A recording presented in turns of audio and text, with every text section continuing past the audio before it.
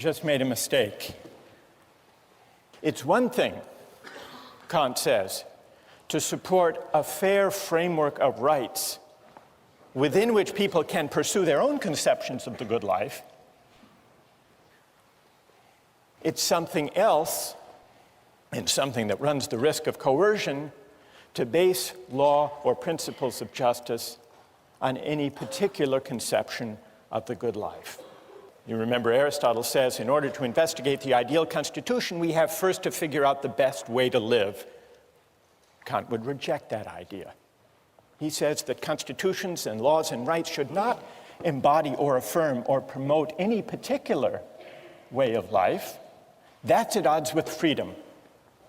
For Aristotle, the whole point of law, the purpose of the polis, is to shape character, to cultivate the virtue of citizens, to inculcate civic excellence, to make possible a good way of life.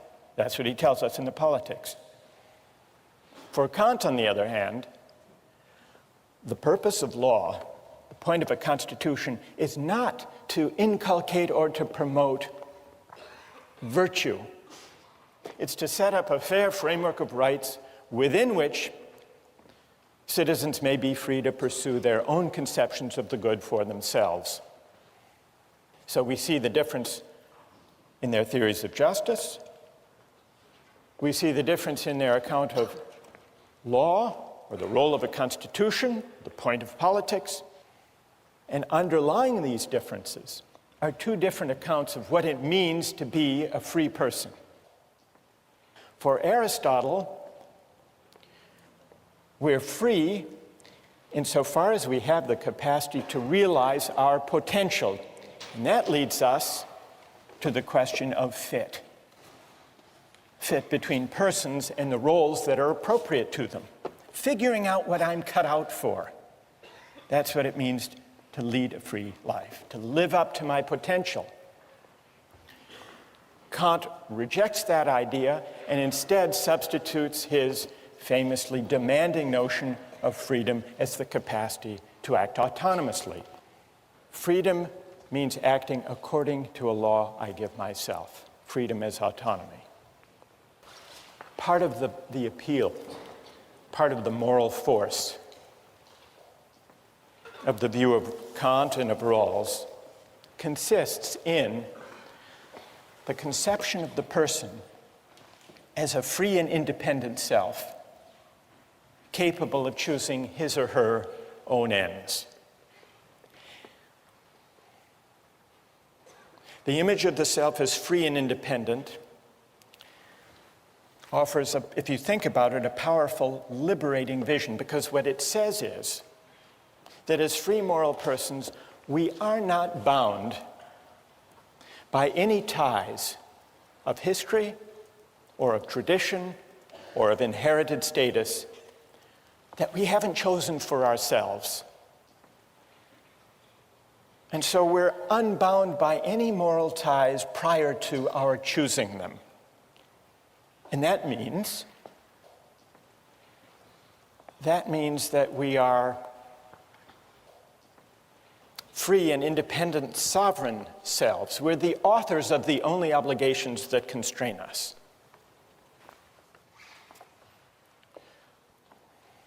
The communitarian critics of Kantian and Rawlsian liberalism acknowledge that there is something powerful and inspiring in that account of freedom, the free, independent choosing self. But they argue it misses something. It misses a whole dimension of moral life and even political life. It can't make sense of our moral experience because it can't account for certain moral and political obligations that we commonly recognize and even prize. And these include obligations of membership, loyalty, solidarity, and other moral ties that may claim us for reasons that we can't trace to an act of consent. Alistair MacIntyre gives an account, what he calls a narrative conception of the self. It's a different account of the self. Human beings are essentially storytelling creatures, McIntyre argues. That means I can only answer the question, what am I to do, if I can answer the prior question, of what story or stories do I find myself a part? That's what he means by the narrative conception of the self. What does this have to do with the idea of community and belonging? McIntyre says this: once you accept this narrative aspect of moral reflection, you will notice that we can never seek for the good or exercise the virtues only as individuals. We all approach our circumstance as bearers of particular social identities. I am someone's son or daughter, a citizen of this or that city. I belong to this clan, that tribe, this nation. Hence, McIntyre argues, what is good for me has to be the good for someone who inhabits these roles. I inherit from the past of my family, my city, my tribe, my nation, a variety of debts, inheritances, expectations, and obligations. These constitute the given of my life, my moral starting point. This is, in part, what gives my life its moral particularity. That's the narrative conception of the self. And it's a conception that sees the self as claimed or encumbered, at least to some extent, by the history, the tradition, the communities of which it's a part. We can't make sense of our lives, not only as a psychological matter, but also as a moral matter in thinking what we ought to do without attending to these features about us. Now, McIntyre recognizes that this narrative account, this picture of the encumbered self, puts his account at odds with contemporary liberalism and individualism. From the standpoint of individualism, I am what I myself choose to be. I may biologically be my father's son, but I can't be held responsible for what he did unless I choose to assume such responsibility. I can't be held responsible for what my country does or has done unless I choose to assume such responsibility. But McIntyre says this reflects a certain kind of moral shallowness, even blindness. It's a blindness at odds with the full measure of responsibility, which sometimes, he says, involves collective responsibility, or responsibilities that may flow from historic memories. And he gives some examples. Such individualism is expressed by those contemporary Americans who deny any responsibility for the effects of slavery upon black Americans, saying, I never owned any slaves. Or the young German who believes that having been born after 1945 means that what Nazis did to Jews has no moral relevance to his relationship to his Jewish contemporaries. McIntyre says all of these attitudes of historical amnesia amount to a kind of moral abdication. Once you see that who we are and what it means to sort out our obligations can't be separated, shouldn't be separated from the life histories that define us. The contrast, he says, with the narrative account is clear. For the story of my life is always embedded in the story of those communities from which I derive my identity. I am born with a past, and to try to cut myself off from that past is to deform my present relationships.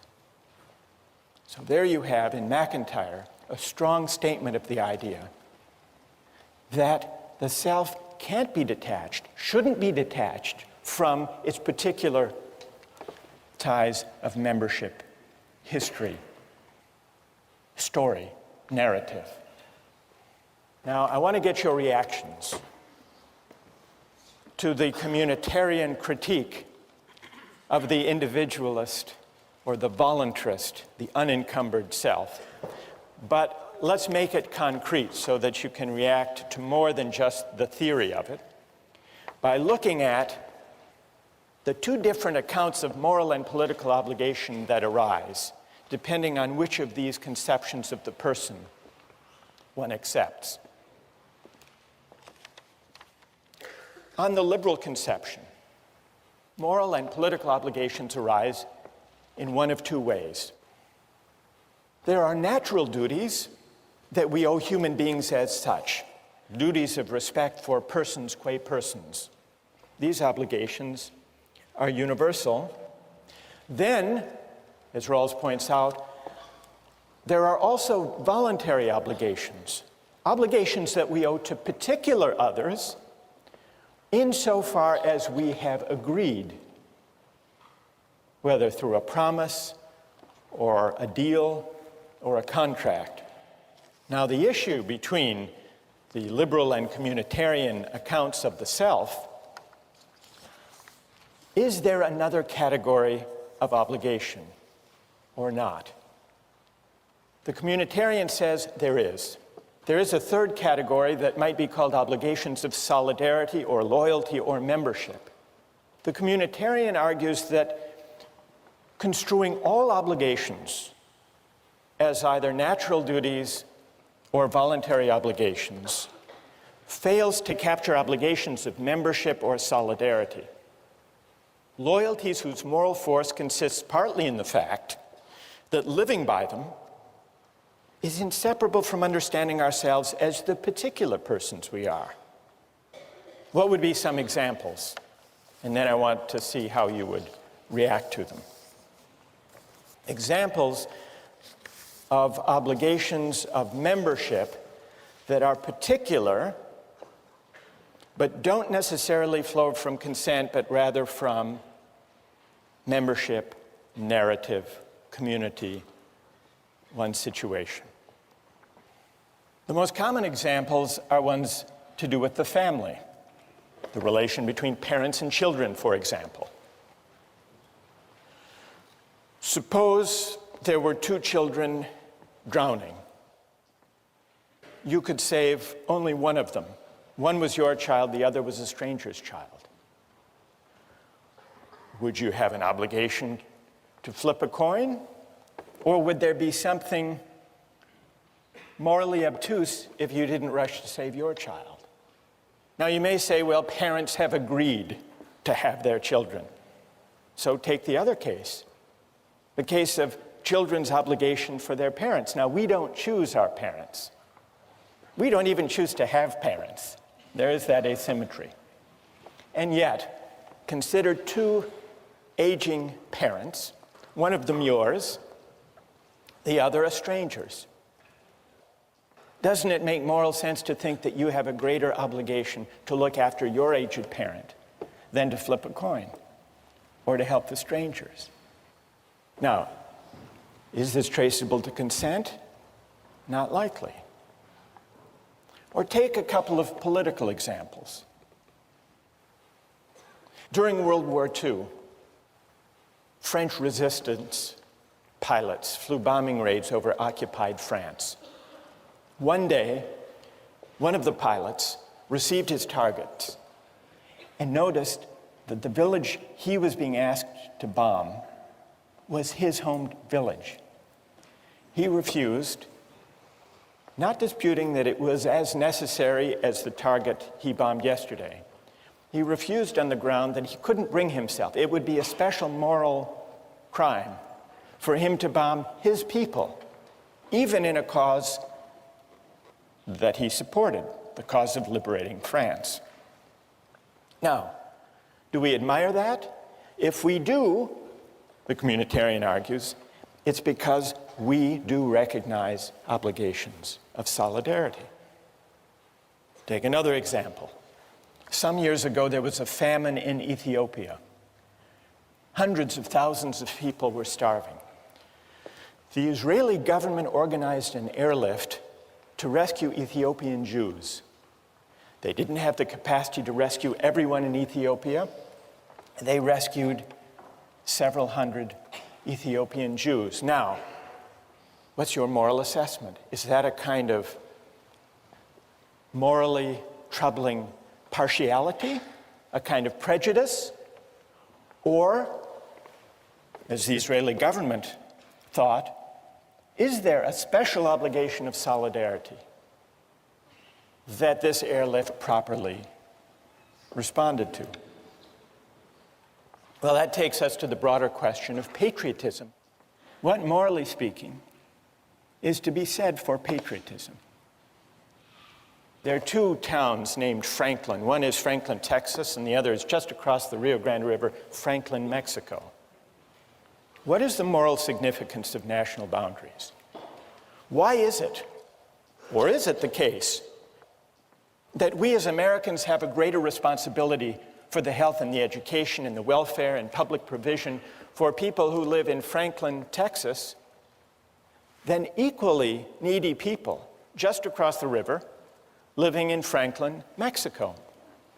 According to the communitarian account, membership does matter. And the reason patriotism is at least potentially a virtue is that it is an expression of the obligations of citizenship.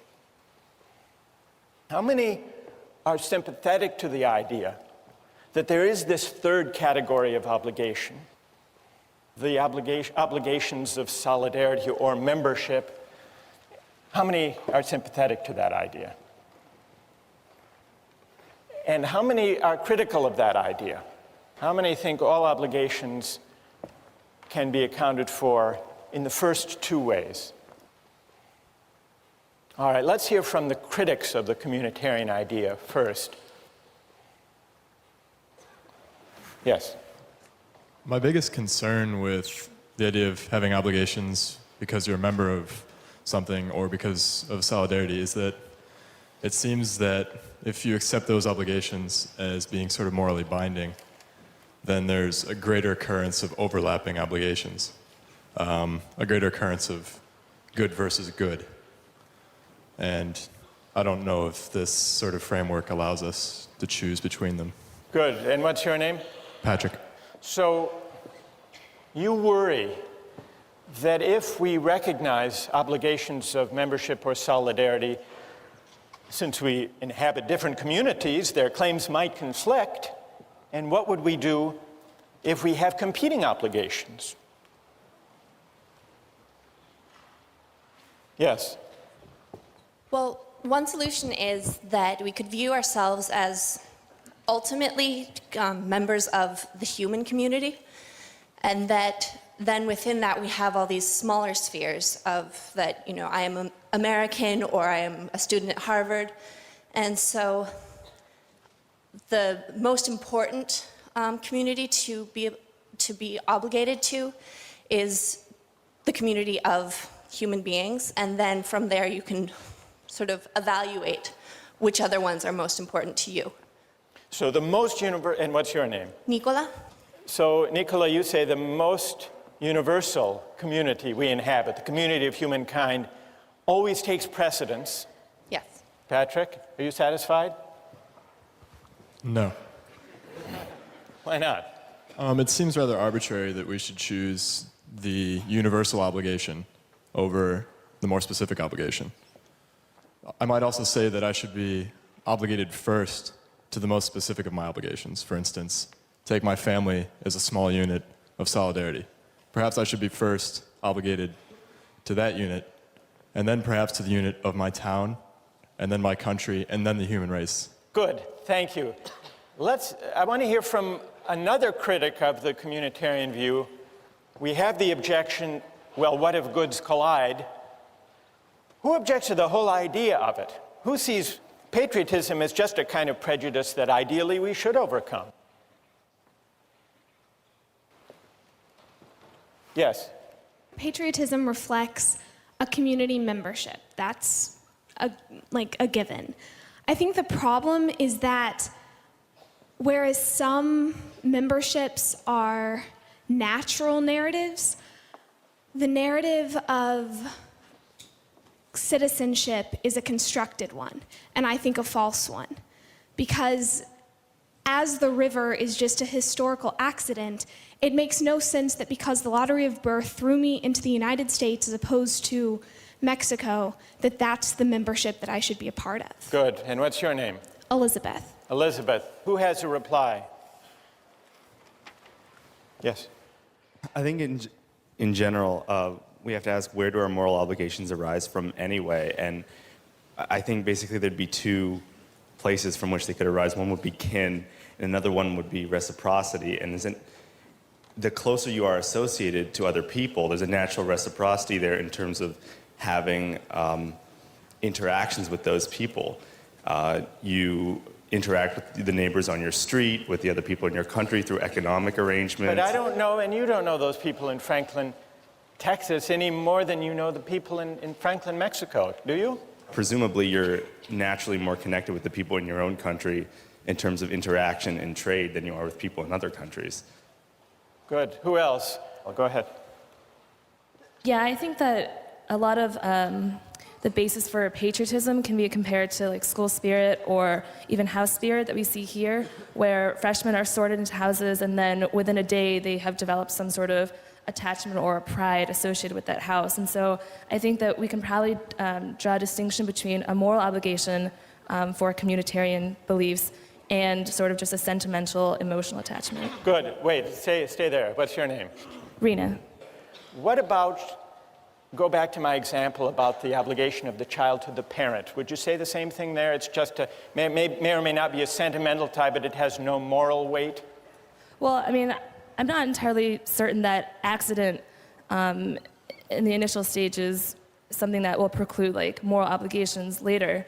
So, you know, just because we are randomly sorted into a house or just because we don't choose who our parents are or what country we're born into doesn't necessarily mean that we won't like develop an obligation based on some type of benefit, I guess, which is sort of shaky. So your obligation to your aged parent that's greater than to aged parents around the world is only because and insofar as you're repaying a benefit that your parent gave you when you were growing up? Yeah, I mean, I would say that if we look at cases of adoption where, you know, you have a biological parent somewhere else that you don't interact with, and then you have a parent, you know, who adopted you, most people would say that if you had to pick between them in the case of, you know, aging parents, that your obligation would lie more with the person who raised you and who had exchanges with you meaningfully. May I ask you one more question about the parent? Sure. Do you think that a person with a bad parent owes them less? I don't know, because I've never had a bad parent.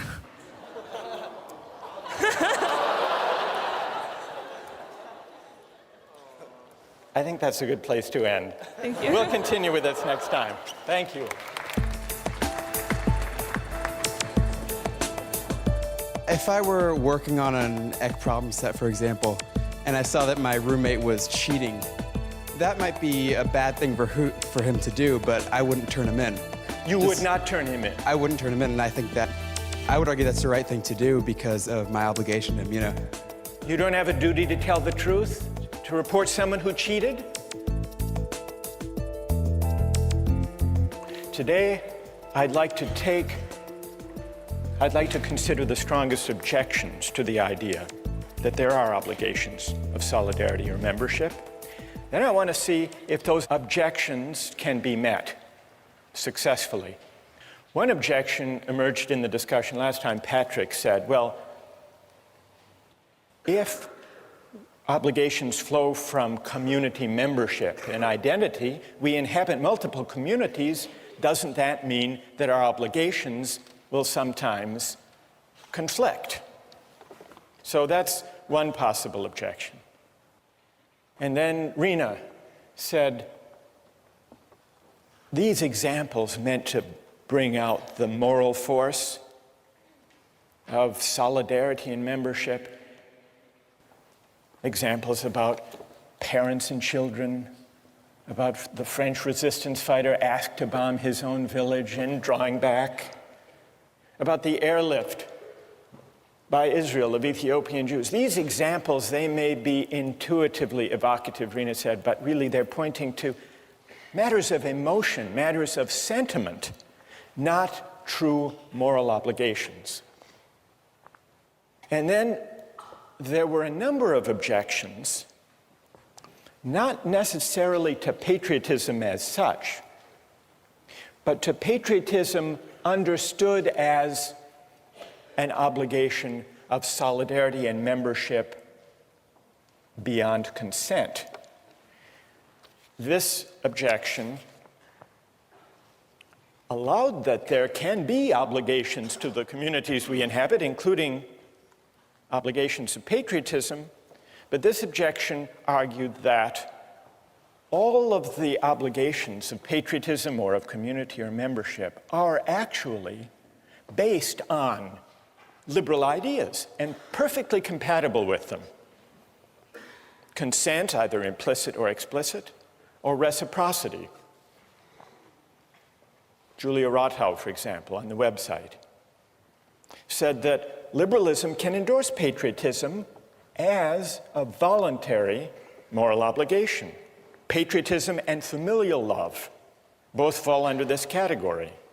Because after all, Julia points out, the Kantian framework allows people free rein to choose to express virtues such as these if they want to.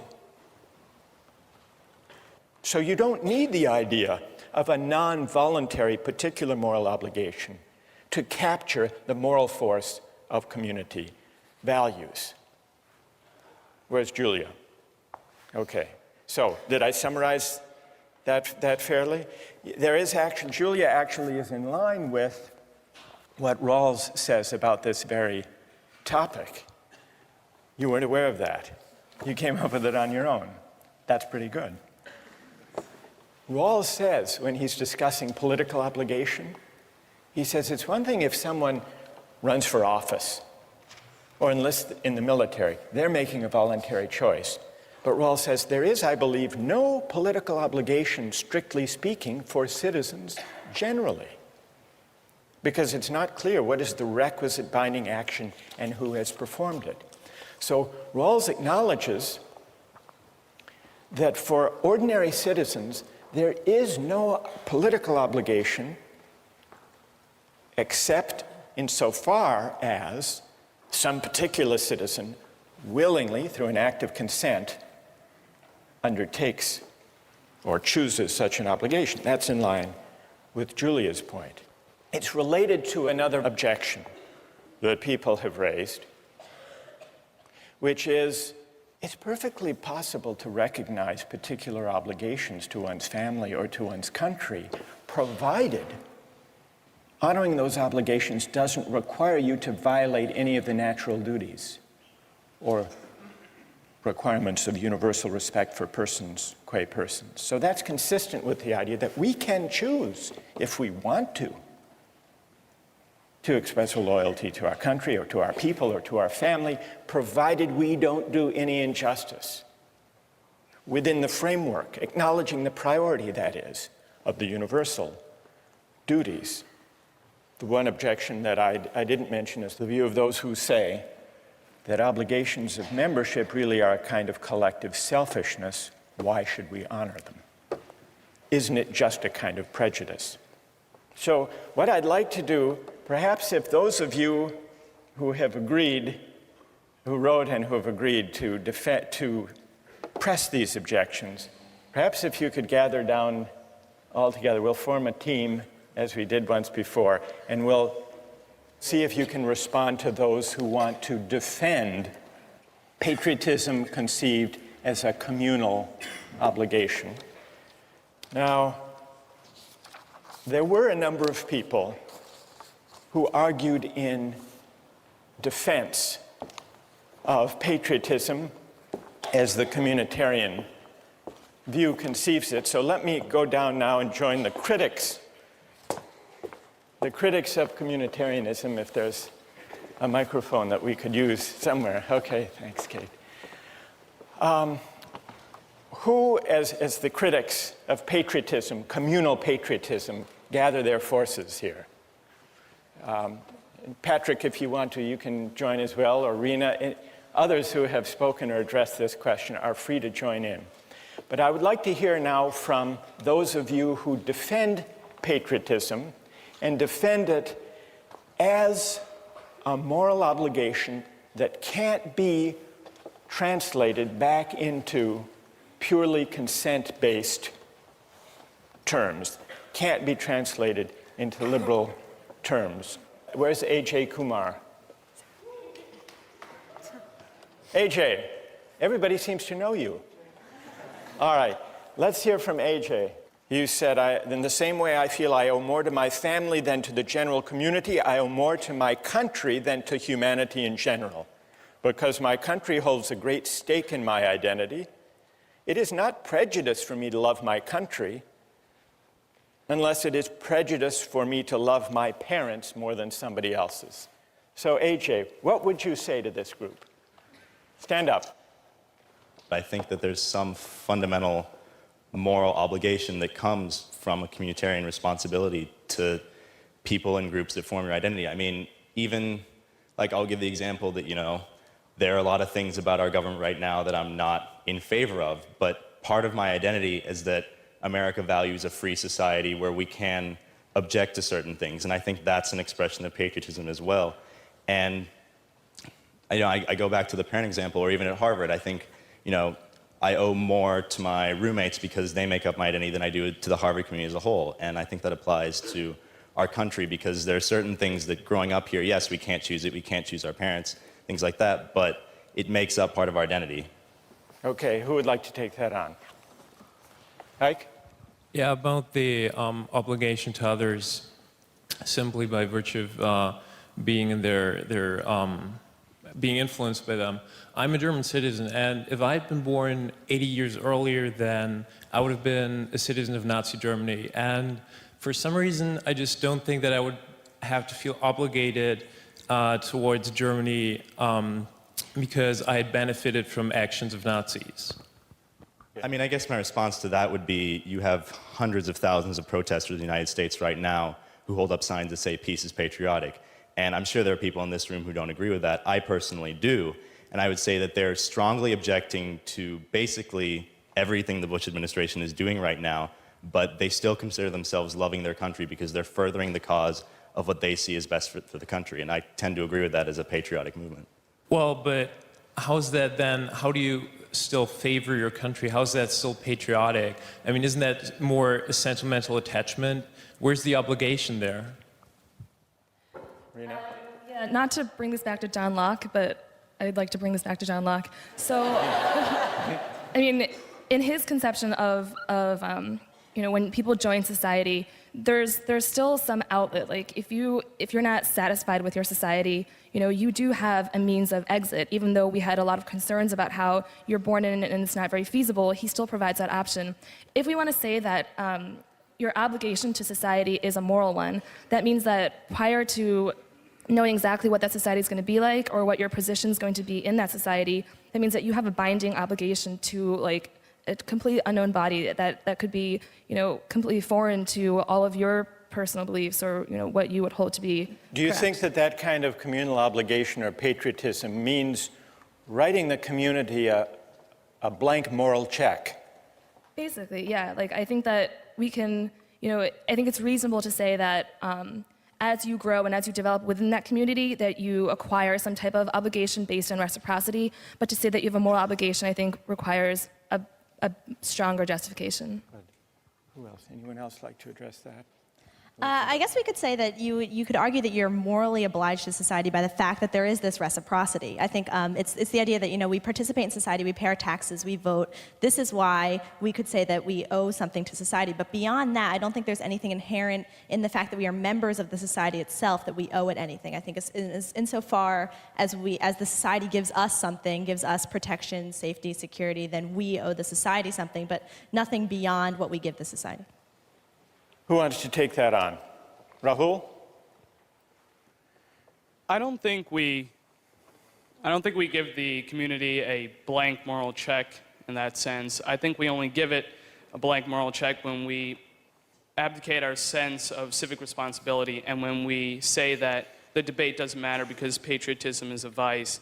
I think that patriotism is important because it gives us a sense of community, a sense of common civic virtue that we can engage in the issues. Even if you don't agree with the way the government is acting, you can still love your country and hate the way it's acting. And I think because out of that love of country, you can debate with other people and have respect for their views, but still engage in the debate. If you just say that, patriotism is a vice, you drop out of that debate and you cede the ground to people who are more fundamentalist, who have a stronger view, and who may coerce the community. Instead, we should engage the other members of the community on that same moral ground. Well, now what we hear from AJ and Rahul is a very pluralistic, argumentative, critically minded patriotism. Whereas what we hear from Ike and the critics of patriotism here is the worry that to take patriotic obligation in a communal way, seriously, involves a kind of loyalty that doesn't let us just pick and choose among the beliefs or actions or practices of our country. What's left of loyalty if all we're talking about, AJ and Rahul, if all we're talking about is loyalty to principles of justice that may happen to be embodied in our community or not, as the case may be, and if not, then we can reject its course. I don't know, I've sort of given a reply. I got carried away, I'm sorry. Who would like? Go ahead, Julia. Yeah, I think that patriotism, you need to define what that is. It sounds like, you would normally think that we were given a more weak definition here of patriotism amongst us, but it almost sounds like your definition is merely to have some sort of civic involvement in debating within your society. And I think that kind of undermines maybe some of the moral worth of patriotism as a virtue as well. I think if you can consent to a stronger form of patriotism if you want, that's a stronger, moral obligation than even what you're suggesting. What we really need to sharpen the issue is an example from the defenders of communitarianism of a case where loyalty can actually compete with and possibly outweigh universal principles of justice. Isn't that's the test they really need to meet, isn't it? All right, so that's the test you need to meet, or any among you who would like to defend obligations of membership or solidarity independent of ones that happen to embody just principles. Who has an example of a kind of loyalty that can and should compete with universal moral claims, respect for persons? Go ahead. Yeah, if I were working on an EC problem set, for example, and I saw that my roommate was cheating, that might be a bad thing for him to do, but I wouldn't turn him in. You would not turn him in? I wouldn't turn him in, and I think that I would argue that's the right thing to do because of my obligation to him. It may be wrong, but that's what I would do, and I think that's what most people would do as well. All right, now there's a fair test. He's not slipping out by saying he's invoking in the name of community some universal principles of justice. What's your name? Stay there. What's your name? It's Dan. Dan? So what do people think about Dan's case? That's a harder case for the ethic of loyalty, isn't it? But a truer test? How many agree with Dan? So loyalty, Dan, loyalty has its partisans. How many disagree with Dan?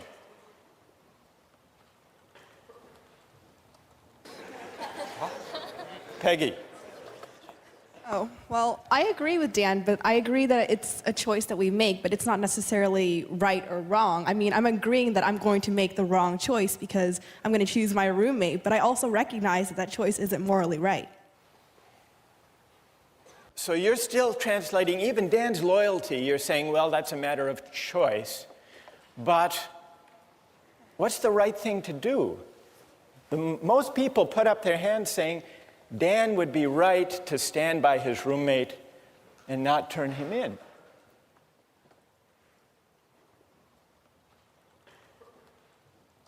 Yes, go ahead. Also, I think as a roommate, you have insider information, and that might not be something you want to use. That might be something unfair to hold against. You know, you're spending that much time with a roommate. Obviously, you're going to learn things about him, and I don't think it's fair to reveal that to a greater community. But it's loyalty, Wojtek. You agree with Dan that Yes, loyalty is the ethic at stake here. Absolutely. You don't have a duty to tell the truth, to report someone who cheated? Not if you've been advantaged into getting that kind of information. Before our critics of patriotism leave, I want to give you another version, a more public example of what I guess we should call it Dan's dilemma. Dan's dilemma of loyalty. And I want to get the reaction of people to this. This came up a few years ago in Massachusetts. Does anyone know who this man is? Billy Bulger, that's right. Who is Billy Bulger? He was president of the Massachusetts State Senate for many years, one of the most powerful politicians in Massachusetts. And then he became president of the University of Massachusetts. Now, Billy Bulger, did you hear the story about him that bears on Dan's dilemma? Billy Bulger has a brother named Whitey Bulger. And this is Whitey Bulger.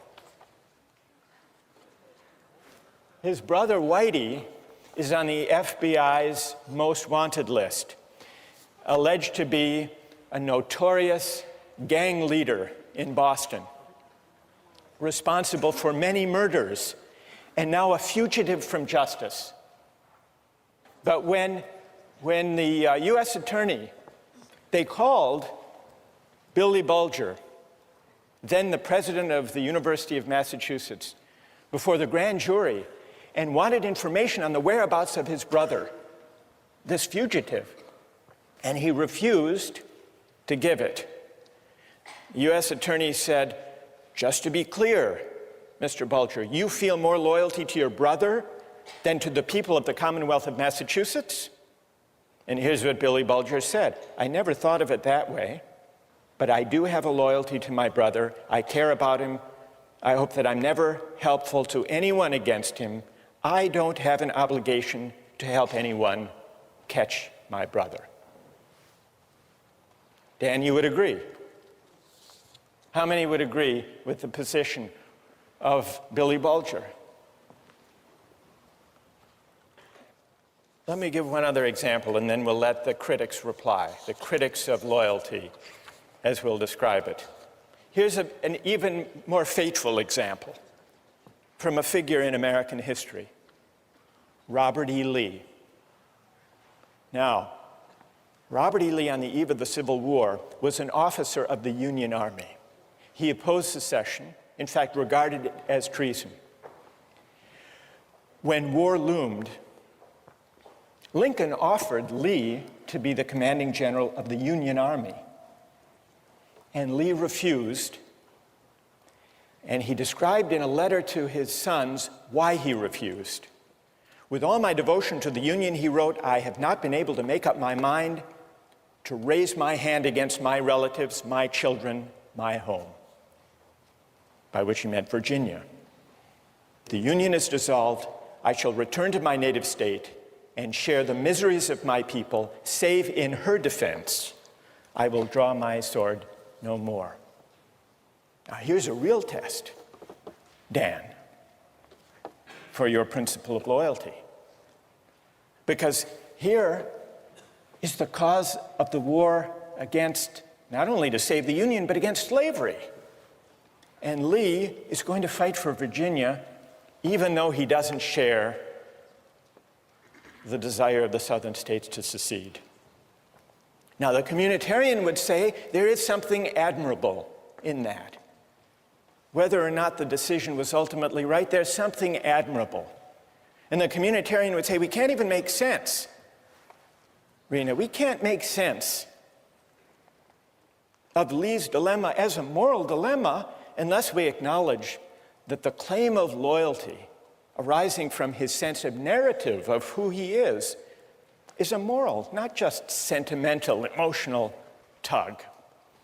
All right, who would like to respond to Dan's loyalty, to Billy Bulger's loyalty, or to Robert E. Lee's loyalty to Virginia? What do you say, Julia?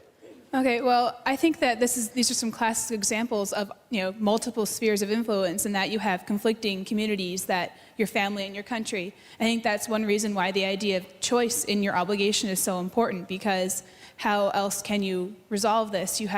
If you're morally obligated and there's no way out of this need for loyalty to both communities, you're trapped. There's nothing you can do. You have to make a choice. And I think that being able to choose based on other characteristics than merely, the arbitrary fact that you're a member of this community is important. Otherwise, it's left to, randomness. Well, Julia, the issue isn't whether Dan makes a choice, or Billy Bulger or Robert E. Lee. Of course they make a choice. The question is, on what grounds, on what principle should they choose? The communitarian doesn't deny that there's a choice to be made. The question is, which choice, on what grounds, and should loyalty as such weigh? Andre, now you want to.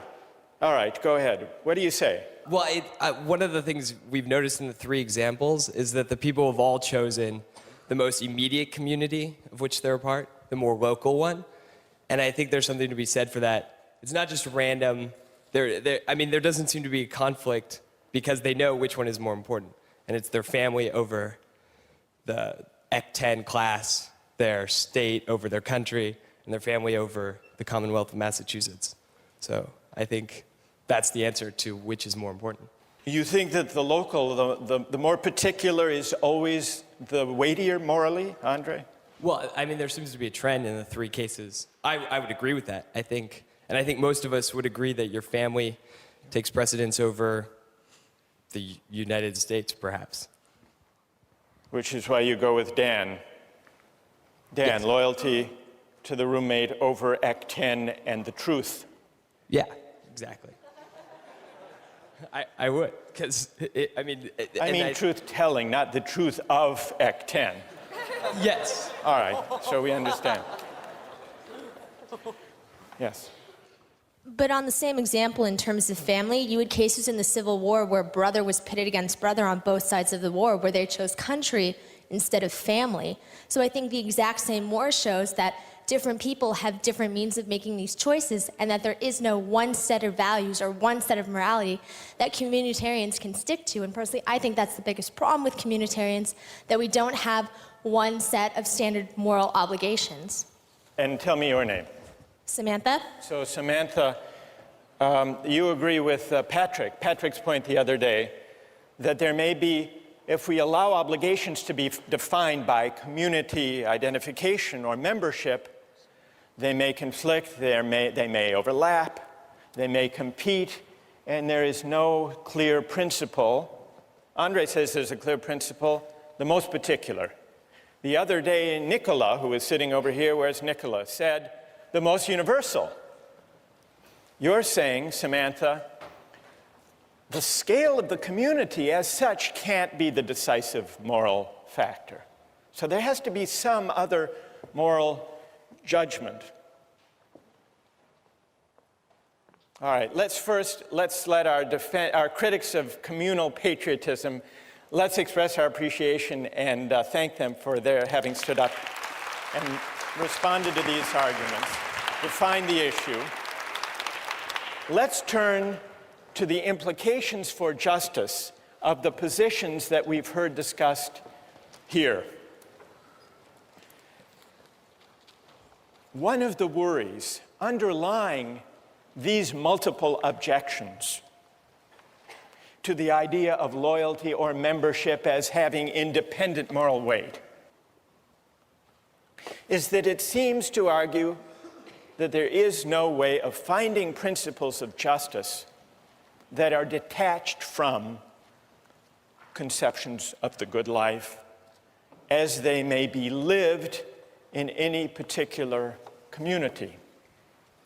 Suppose the communitarian argument is right. Suppose the priority of the right over the good can't be sustained.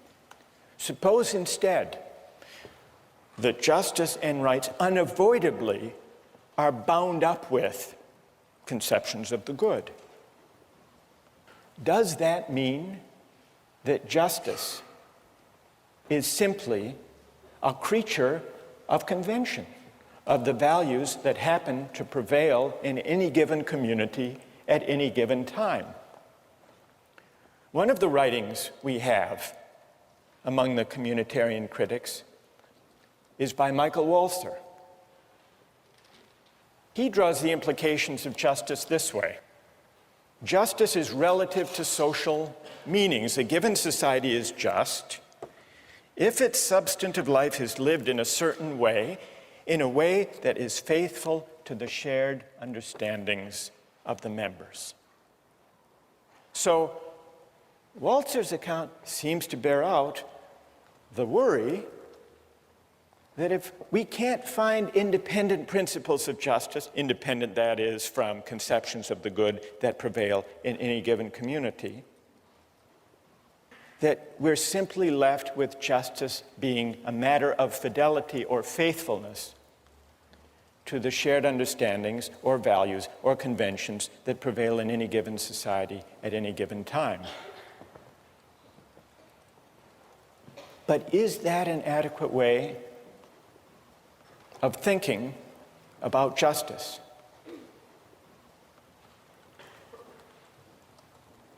Well, let's take a look at a short clip from the documentary Eyes on the Prize.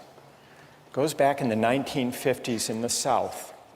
Here are some situated American Southerners who believe in the tradition, in the shared understandings of segregation.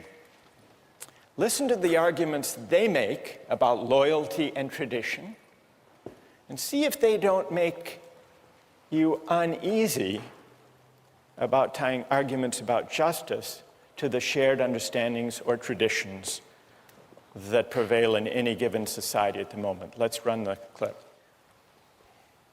This land is composed of two different cultures, a white culture and a colored culture, and I've lived close to them all my life. But I'm told now that we've mistreated them and that we must change, and these changes are coming faster than I expected, and I'm required to make decisions on a basis of a new way of thinking, and it's difficult. It's difficult for me, it's difficult for all Southerners. Well, there you have it. Narrative selves, situated selves, invoking tradition. Doesn't that show us that justice can't be tied to the shared understandings of goods that prevail in any given community at any given time? Or is there a way of rescuing that claim from this example? Think about that question, and we'll return to it next time.